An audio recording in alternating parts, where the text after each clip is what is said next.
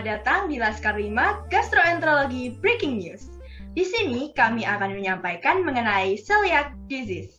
Untuk materi pertama akan disampaikan oleh rekan saya yaitu Alivia.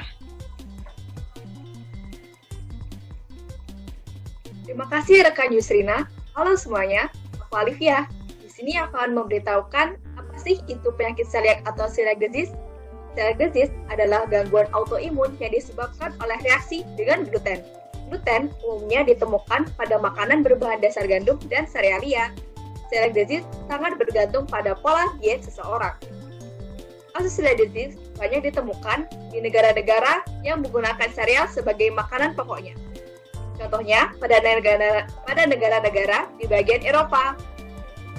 Penyakit ini menginfeksi bagian usus halus dengan prevalensi yang meningkat pada individu dengan sindrom tertentu. Materi selanjutnya akan dibawakan oleh rekan saya, yakni Rifdi. Terima kasih, Alivia. Seperti yang disebutkan sebelumnya, tentu celiac disease ini mempunyai pencegahannya sendiri. Pencegahan yang kami dapatkan ini ada 3, yaitu primary prevention, yang kedua secondary prevention, yang ketiga tertiary prevention. Di primary prevention ini dilaksanakan selama masa kanak-kanak dengan praktik pemberian makan dini seperti ASI dan pemberian ASI saat pengenalan gluten. Tampaknya tidak berdampak pada risiko pengembangan celiac disease. Lalu pengaruh lingkungan yang lainnya telah diselidiki sebagai faktor risiko potensial. Namun mereka belum mengarah pada strategi pencegahan primer. Yang kedua, secondary prevention.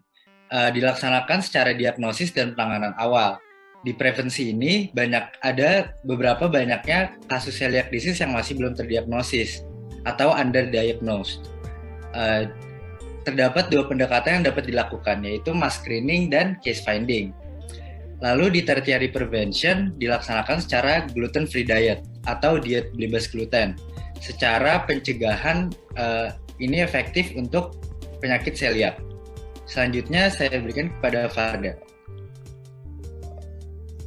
Terima kasih Rifdi. Nah, saya akan melanjutkan penjelasan dari Rifdi. Pertama, ada gejala yang dialami oleh orang dewasa.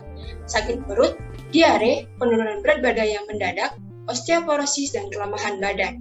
Selanjutnya ada anak-anak yang berusia antara 9 hingga 24 bulan lebih cenderung untuk mengalami permasalahan GI dan masalah pertumbuhan.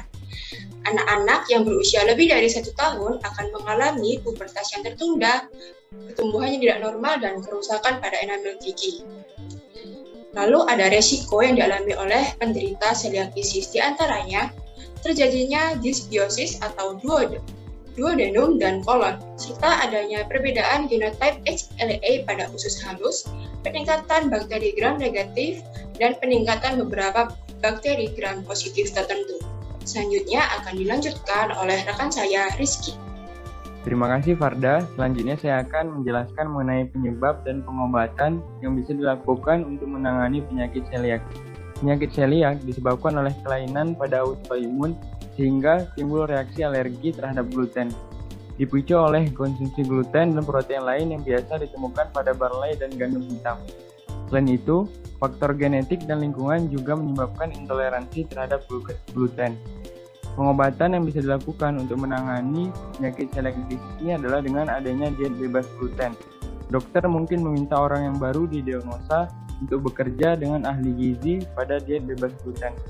Seseorang dengan celiac disease dapat belajar dari seorang ahli diet cara membaca dan mengidentifikasi daftar bahan makanan yang mengandung gluten dalam rangka untuk membuat keputusan di toko bahan makanan dan ketika makan di luar. Terima kasih, saya kembalikan kepada Yusrina. Sekian penjelasan dari kami, semoga informasinya bermanfaat. Terima kasih atas perhatiannya. Sampai jumpa.